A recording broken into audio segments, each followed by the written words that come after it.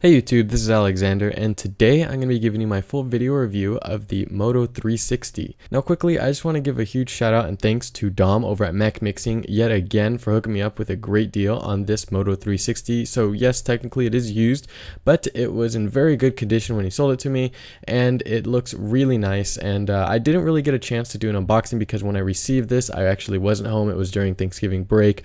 But anyway, now I'm back with my full video review of the Moto 360. So without further ado, let's go ahead and get right on into it.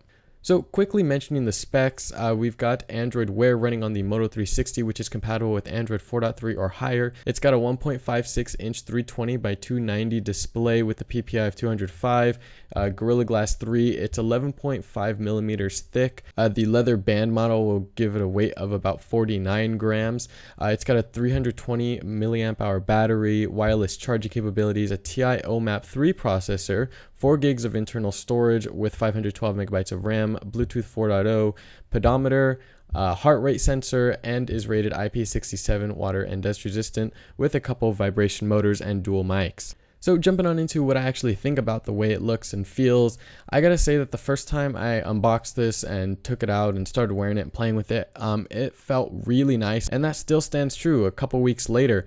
Now the band was a little warm when I got it, of course, because it was used, but it doesn't really deter from how nice the leather feels. It's very comfortable. The metal and the little button just look really awesome. I gotta say the edges of the glass and the metal ring around it are a little beveled, so they're gonna kind of taper off at the side.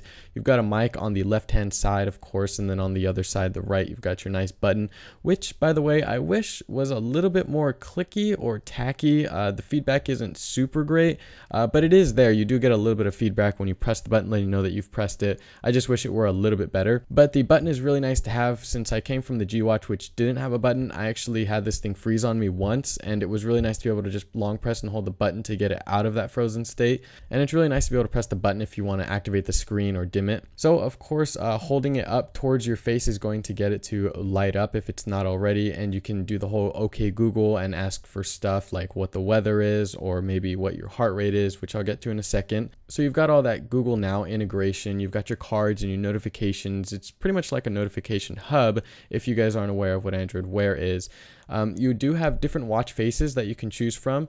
You've got about 10, maybe 12 or so. I didn't really count them, but there's a few different ones which look pretty nice. I really like the custom My Design, the simple, and the minimal. Those three are my favorite. So the My Design is actually available if you download the Connect app from the Play Store, which is free from Motorola, and you can actually customize a watch face and sort of make it your own. And there are of course other apps that are going to allow you to do this, but this is pretty much the easy go-to way for me. I just basically go ahead and insert a picture if I want, change the hands, change the tick mode, and then I can change the accent color and adjust whether or not it shows the day and the date and all that. And it looks really nice, and it's really fun to actually be able to customize your own watch face so easily, and that's something that I really wanted to be able to do on the G Watch, but I couldn't, but it is here on the Moto 360. So of course, once we're done customizing, we can just go ahead and pick My Design in the custom watch faces, and you can see here's the design that I created. It's a picture of, my girlfriend Edith, and I've just kind of kept the simple watch face going on. Now, of course, as mentioned, you do get your notifications on here, so you'll get your emails and your Hangouts messages, your text messages. If you're getting a call, you'll be able to answer that, and it'll answer over on your phone. So you've got all the regular notification stuff going on here. What you do have, though, that's new is a heart rate monitor. So if you would like to, you can go ahead and check out what your heart rate is using the Moto 360. Now, whether or not it's accurate is a entirely different conversation, but it does have a heart rate monitor built in for any of you who are, I guess, into that kind of stuff. You can also keep track of how many steps you've taken with the pedometer, which is nice, something that I actually like to do considering I go on a walk pretty much every night. I try to. So another thing that you get with the Moto 360 that you don't get on some other watches, or at least the G Watch namely, in addition to the heart rate monitor, is in the brightness settings you now have an auto mode, so you don't have to just leave it at one mode or continue to switch it around for the different environments that you're in. If you leave it at auto, it'll just go ahead and adjust itself, and I found it to be really nice the way that it adjusts itself, considering I have really sensitive eyes, as I've said multiple times here. It does adjust itself pretty nicely here. So battery life is something that we've actually seen be a little controversial when it first came out, saying that it died in less than a day, and then it got an update, and the update has seemed to cure any of its battery problems. I can get easily about 3 days. Now, I will go ahead and let you guys know I do turn it off when I get home at night or during the day. So it's off when I'm done using it for the day. And then the next day I'll pick it up and use it for the day. And I've been able to actually get about 3 days out of it. I got Tuesday, Wednesday, and Thursday of last week, and then I had to charge it and it was about 15%.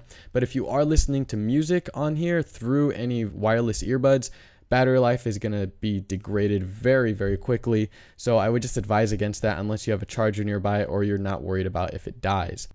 So speaking of battery life, let's take a look at how it charges. Now, it does charge wirelessly as mentioned, which is really awesome, and I think it looks really beautiful, and the whole mechanism to charge it is just really seamless. You basically just make sure you've got your wireless charger plugged in, and then you can set your Moto 360 down right in it, and it'll go ahead and charge it. As you see here, you can see the time and the battery percentage as well as the Moto logo, and it just sort of dims the display, and it stays like that until you pick it up again. And it's one of my more favorite things about the Moto 360 now that I've been using it for a couple weeks. Now onto performance, which did create a buzz when it first came out, noting that it was laggy and just jumpy all around.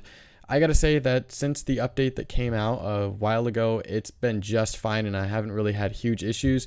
Now, I did mention that it froze on me once, but since then I haven't really had any issues with it. It's really nice and smooth after you turn it on and you let it go ahead and set up whatever it needs to set up in the background. And you're not trying to use it at the same time. You're not really going to experience any lag or stutters here and there. At least I haven't anyway on my Moto 360. And of course, you've got that nice little back with all the information on it that kind of sparkles like a rainbow when you hold it up to the sunlight in a certain area.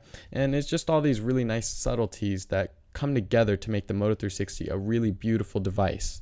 So anyway, that's gonna pretty much end the video. That was my Moto 360 video review. I hope you guys enjoyed it. If you did, be sure to hit that like button, subscribe down there for more, and if there's anything that I didn't really talk about or something that you guys wanted to hear me mention and I didn't, be sure to leave a comment, and leave a comment if you have any questions about it, and I'll be sure to get back to you guys.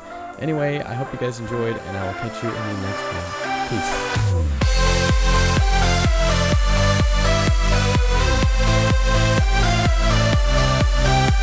back.